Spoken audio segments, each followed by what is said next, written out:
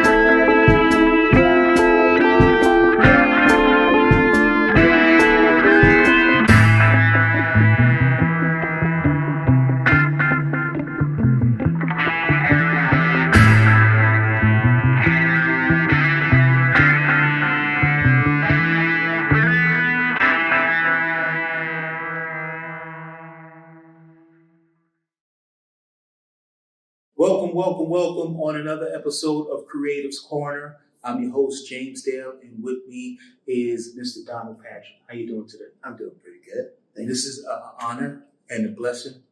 I don't know if a lot of people don't know Donald Padgett. Donald Padgett is the head, and he does a whole bunch of great things here in the great city of Hartford. So those of you who don't know Mr. Padgett, tell us a little bit about yourself. Yes, my name is Donald Padgett. I'm the CEO and Executive Director of Hartford Community and Leaders Organization in Hartford. And also I have multi businesses, 2 radio stations, CT Jams Radio, V Network Radio, and also entertainment company, which is Executive Sound Entertainment LLC in Hartford here. So that's amazing. So being that you have your hand in a lot of different areas, what inspired you to get into that, or did it just fall into your hand, entertainment-wise? at a young age, I had a mentor. I was going to a camp, and he inspired me to become the best that I could be, with sports, with community. And so he was a mentor of mine, and he was killed actually in Keeney Park in Hartford. And since then, I've been wanting to, get into the community to, bring people together and to work on such initiatives as jobs, housing, mental health screening, the arts, of course, and so forth. And, so it's been a long battle, but, when it comes down to the community and getting people together, but we're certainly partnering and collaborating with different entities in the city and, making things happen, making change. That's great. That's the thing that brings forth the now to the future, and it bridges the gap from the past to the present into the future to inspire other people that where they were before doesn't necessarily have to be where they are going to be. As long as there's change and the change is positive, you can inspire other ones to be the best version of themselves. Yeah. So what was the first project that you was involved with that had the proverbial light bulb in your head that says, this is what I want to do? Yeah, well, when we first started Hartford Community Leaders Organization, what we did is we gathered together all entities like organization, businesses, and community came together and was around the table. And the goal was to work on these things that we have problems with, such as violence and more education and projects like that. So what we did is we came up with a plan to do a job housing workshop, and actually we had individuals come in and we partnered with the Hartford Public Library, and folks came in. They were able to apply for jobs. We had college students come in, and little things as learning how to tie a tie. We had individuals come in to do their resume writing, and and then go one-on-one with the individuals to see what their needs are and work on these different initiatives to help the community and individuals in the community. Yeah, so that was, and that took place in 2014. And and it's just spearheaded from there. We did, after the job housing workshop, we did financial literacy.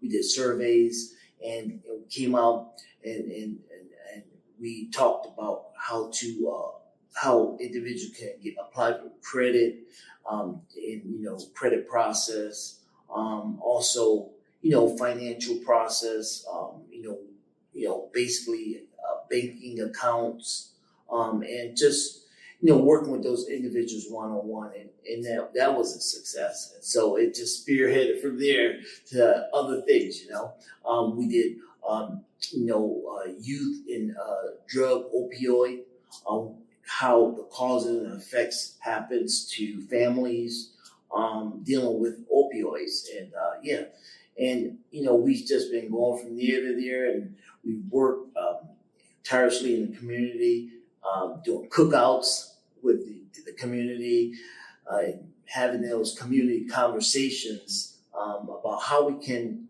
better our community, how we can bring families together, how we can encourage and inspire our youth to become, active, proactive citizens in our communities. And it's just been great. Also, we work with individuals that, have come out of prison and that want to better themselves and be proactive citizens by sitting down with them and creating resumes and advocating for them to receive jobs. So and a lot of times they come out of prison and what they don't have a place to stay, or if they don't have a job, we sit down with them and connect them to the right resources that will enhance what they're doing. So you partner with housing, so Yes. individuals could get housing and things of that nature. Yes. Okay, that's great. Yes. So you're a one-stop shop. But knowing Mr. Padgett, you could get into everything, which is a beautiful thing. And you mentioned tying ties. When I was a kid, my dad passed away when I was 11. So that whole father-son thing of him teaching me how to drive and how to shave and how to tie my tie was something that I didn't experience, So luckily, I'm the last of 4 boys, and my older brothers taught me those things. I remember when I was in kindergarten, I watched my brother shave, and I used toothpaste around my face, and I used the back of the toothpaste to mimic that I would always shave it. So it's very important for adults, men in our community, to be a beacon of light, to be an example for the youth coming up, to show them the importance of being an individual, not just being a man, but being an individual, being a person, having purpose. So that is something that is special, and I give you your flowers while you're here to doing the community things and to lead people down the right path, because is one thing to make a mistake. It's another thing to get up and to not be chastised for making that mistakes. So it's programs like that it give people hope, and hope is something that everybody needs. And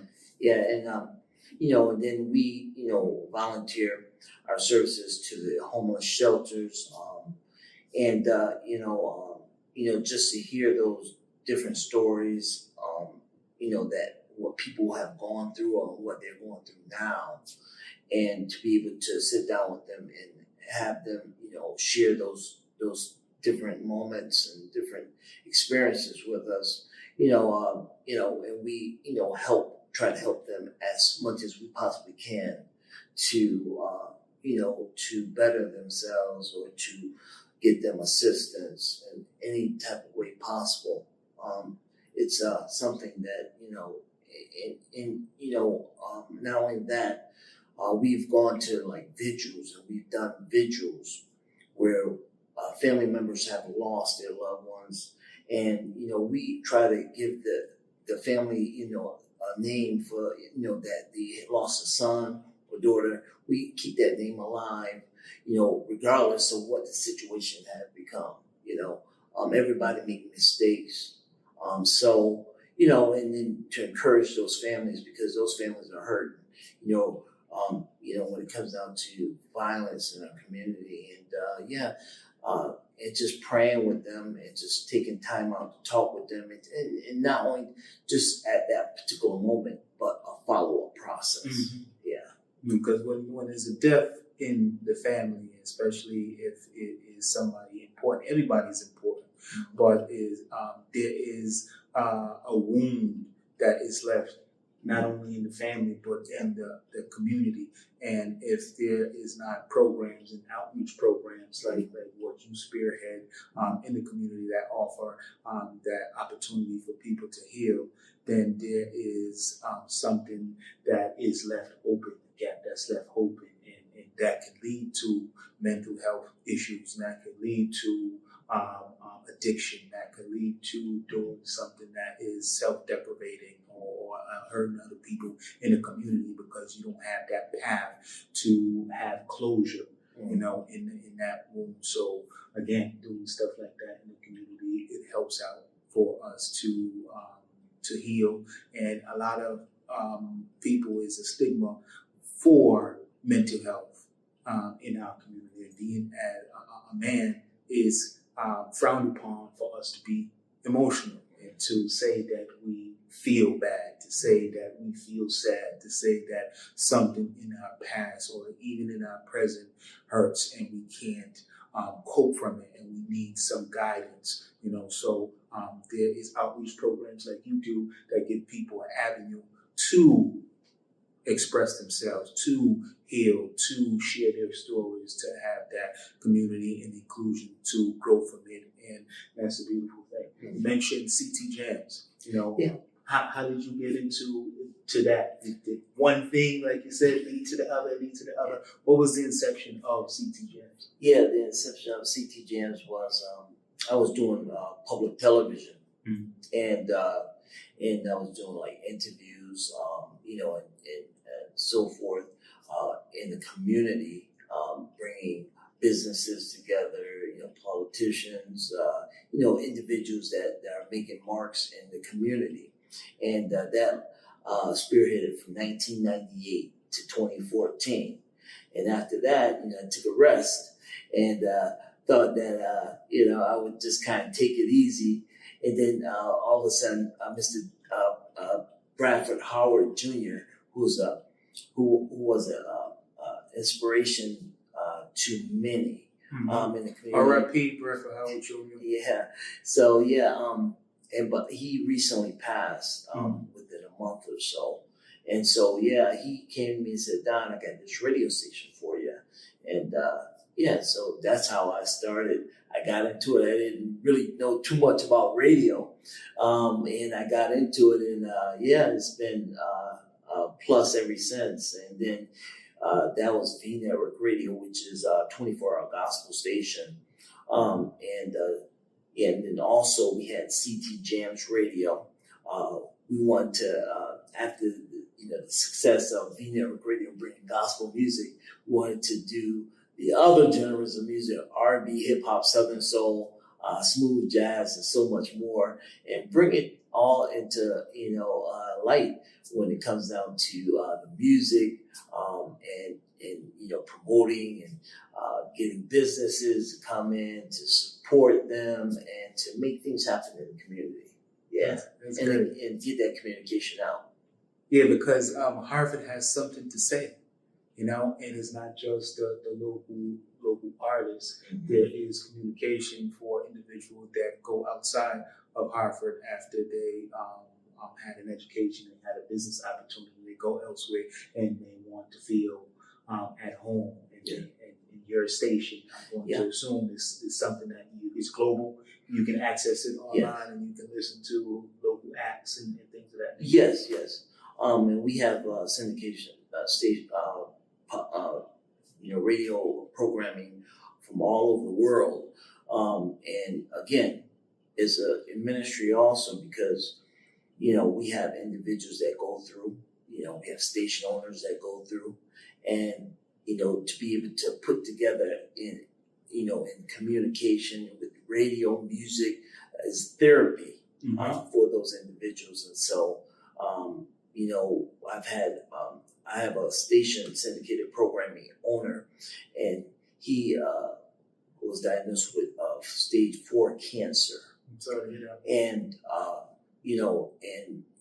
we brought his program in, his program airs, and, it's therapy. So he sent me a Christmas card, and he was saying thanks, Don, for your support, everything. And, he's giving a story about he's free of cancer.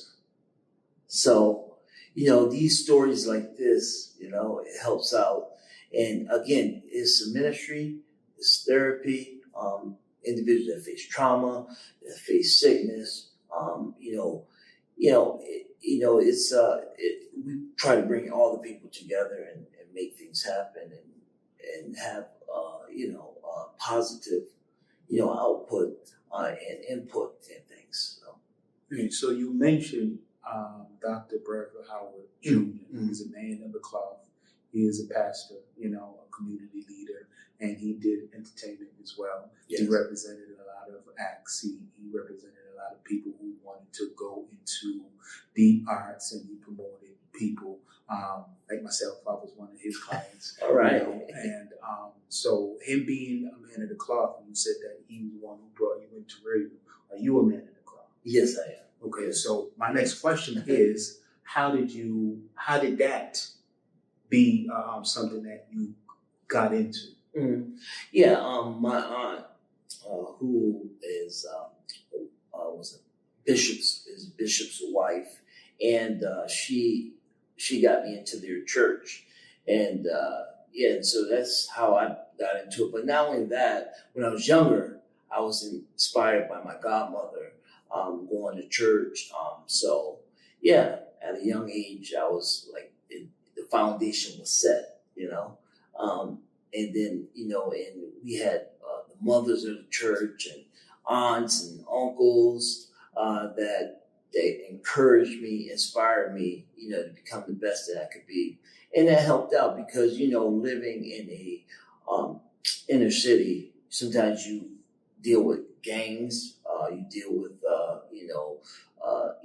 violence, you deal with all different type of situations that can negatively impact a young person. So by them, as a community, coming together and then, encouraging me, inspiring me, that gave me an outlet, and then also helped me through my schooling, and not only that, the arts, which is Arts Collective, I went there as a young, lad when they were on Clark Street. Okay. So, so all these different individuals in the community, family members, my mother, of course, brothers and sisters. We all came together and make things happen, So, shout out to the women who are staples in our community, who ensure that is people like yourself, myself, and Dr. Bradford Howard Jr. to go to church and to have that foundation, to have that purpose, because like you said, there's a lot of pitfalls in our community, and any one of those things could have been something that you could have joined, and you could have went down, and you could have been a statistic. So there was somebody in your life, in your community that said, not this one.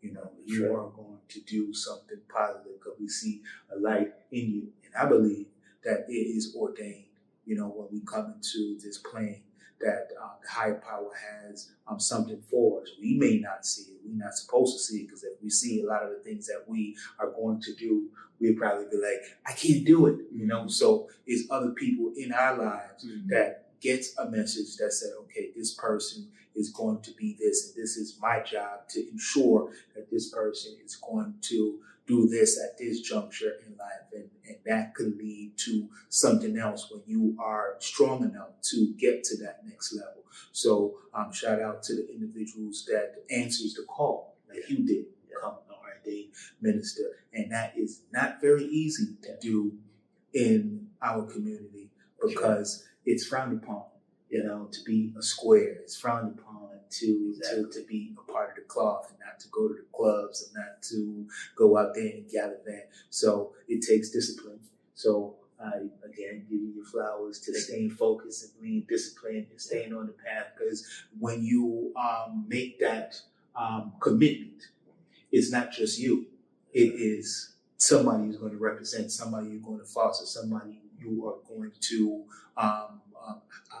give yourself onto, so they can pour out their heart and their soul, and you can inspire other people. And I'm sure since 1998, you inspired a whole generation of people that's going to do positive things. So you mentioned that you went to the Arts Collectives. My daughters went to the Arts Collectives as little dancers, you know, when my oldest started when she was 3, my middle child when she was 3 as well. What was your art form of choice? What was your discipline? Well, my art form of choice was music. It would be guitar. Okay. So I'm a accomplished guitarist. Came up reading music, and then playing in church. So, and then I started my own group at the time, and we toured throughout the north and southeast of the United States, and we did that for a long time till like 2014. So we had a band and again ministry. We had individuals that were homeless that came in that sang in the band. Those individuals that had been in the past on opioids or drugs, and they changed and converted their lives to Jesus Christ, and they were changed. And now I can look at them now. Some of them are homeowners. Some of them they have a nice job. Some of them are into radio.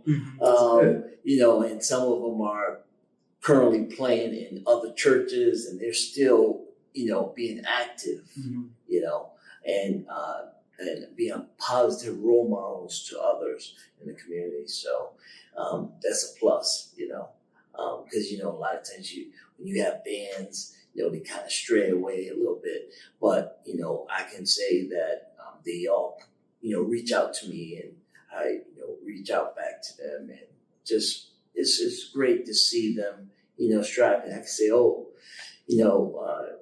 we had an individual, and now he's a bishop of a church internationally. And I'm like, you can remember when he first started out, and then where they are now. It's like, wow, So it's impact. Impact. And no encounter is coincidental. There's no such thing as that. Everybody crossed their paths when they're supposed to cross their path. So everything that you do it with intention. Every walk that you walk, every breath that you take, appreciate it. Be in the moment, have mindset, because God has something in store for you if you know that there is a God. You mentioned that you were in a band. What was your band's name? What genre of music? Yeah, we played gospel music, and it was the band name was the Mighty Sons of Glory. And one of the things about that is, again, I brought my sons up also. and also they attended the Artist Collective, and I used to take him, my son Isaiah Padgett, I used to take him around with us when we were singing. So as Luz was saying, the encouragement, I was like, wow, I can remember taking him to different concerts and watching other musicians and being inspired, being motivated, and into the love of music. And, and I was like, wow. And to see him be married and to have his kids and his kids to get into music, playing drums at the age of 2 years old. It was like, wow, this is, and my daughter, and her son, and into music. And it's like, wow, it's awesome, to be able to, see all these impacts and, and go from generation to generation to generation and keep, the love of the arts flowing. So.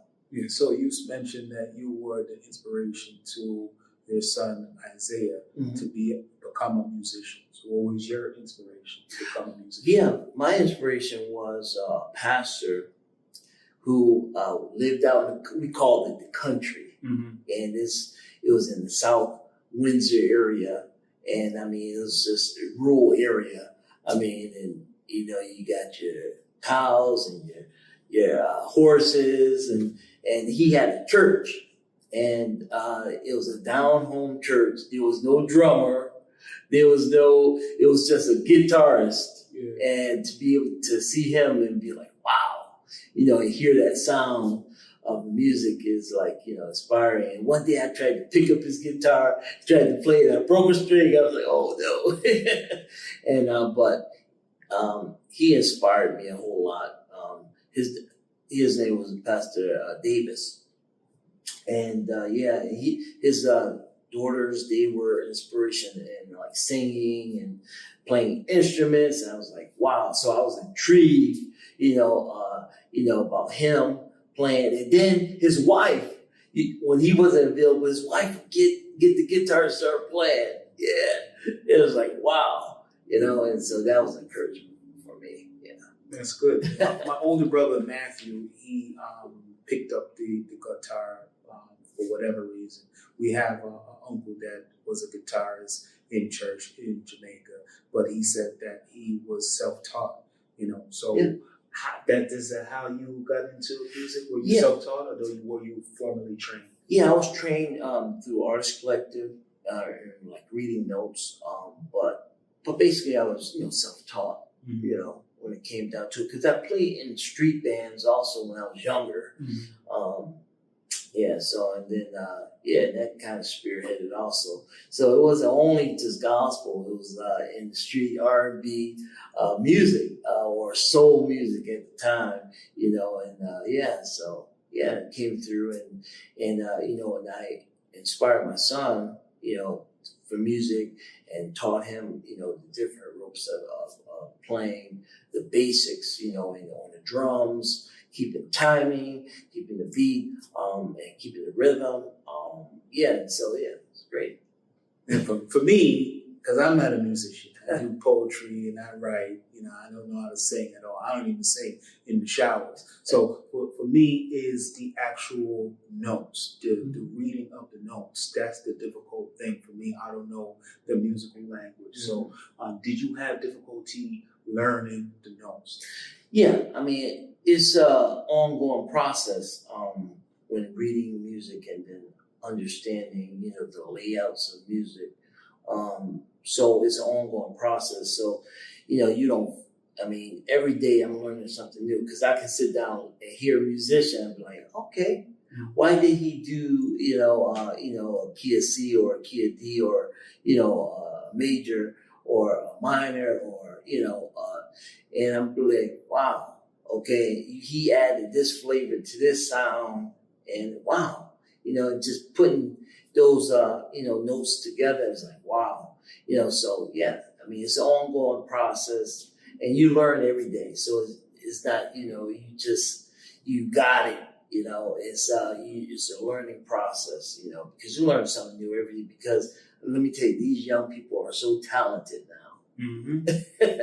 They are so talented now. I mean, we when we learned the basics, the basic notes and things like that. Now they're doing all kinds of runs, inversions, and so forth, and it's mind boggling. I was just watching video on organists. Mm-hmm. I'm like, wow, and the singer was singing a traditional song, but he added some flavor to the song to make it on a contemporary level, from a traditional to a contemporary song. It's like, whoa. But the singer was, singing basic, traditional way, but the music to make it happen, to have it sound traditional. Wow. And especially one of the classic songs, Jesus Keep Me Near the Cross, and just taking that and spinning it to a contemporary sound. It's like, whoa.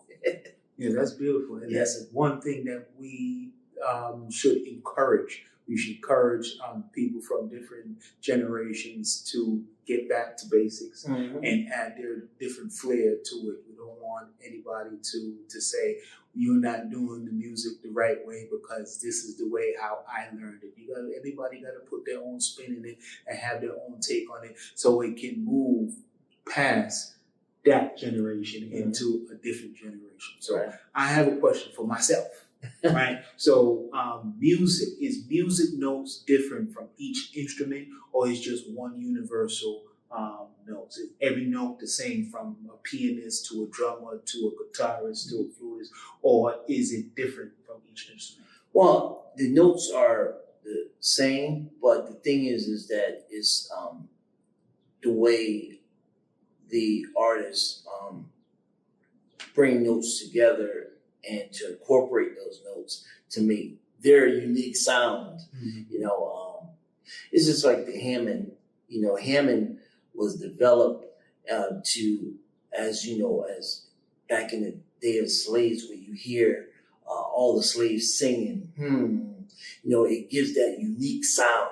The Hammond B3 organ, which is an organ, and the sound of it sounds like it's like a choir. It sounds like it's a mass amount of people. And back in the day of slave ships, they harmonized, and with their voices, or in the fields, they harmonized with their voices. And that's how the Hammond B3 organ sound. That's where they get their concept of creating that Hammond B3 organ. And it's awesome, but the notes are the same notes, but how you incorporate the notes into a song, or bringing those notes together is different from each individual, but the same pattern, in some songs. I mean, you gotta have the basics. I gotta learn one of these days. I always wanted to learn how to play piano. I was in drama in high school, and I love to express myself through acting and things of that nature. And there was this one of my classmates, Joel. Shout out to Joel.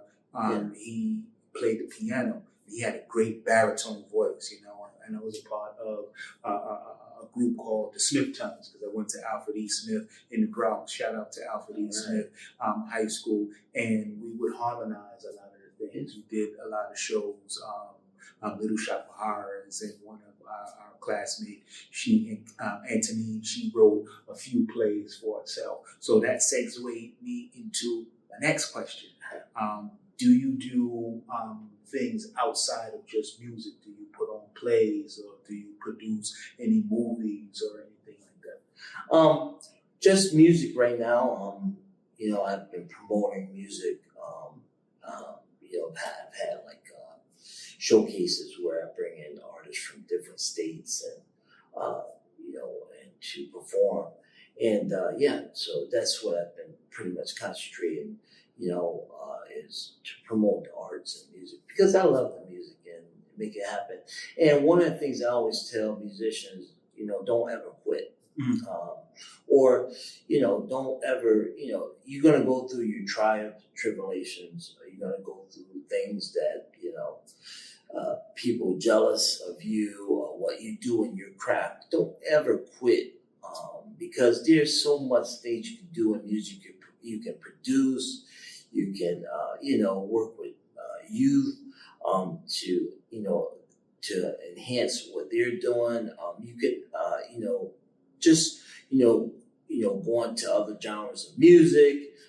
Just don't stay stagnant into one area, or if you're discouraged, just like on social media, somebody came on social media and said that, hey, I'm thinking about quitting. And so this is why my recommendation to individuals that would like to quit, don't quit, because the music industry is so vast. You can do music in movies, dance, there's so much you can do in music. So not just be stagnant in one area, especially if someone's trying to discourage you, from reaching your goals and objectives. So that's beautiful. So, do you have any songs that you and your group wrote, and is it recorded? Where can persons find it if you do?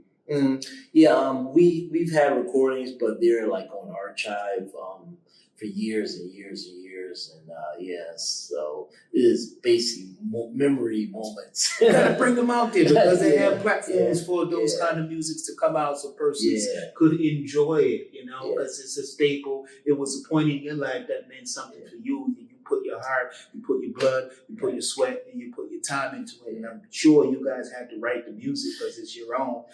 So put it out there so people could know that Donald Padgett from Hartford wrote this song in this age, and it inspire other people to say, you know what, he did it, I can do it too.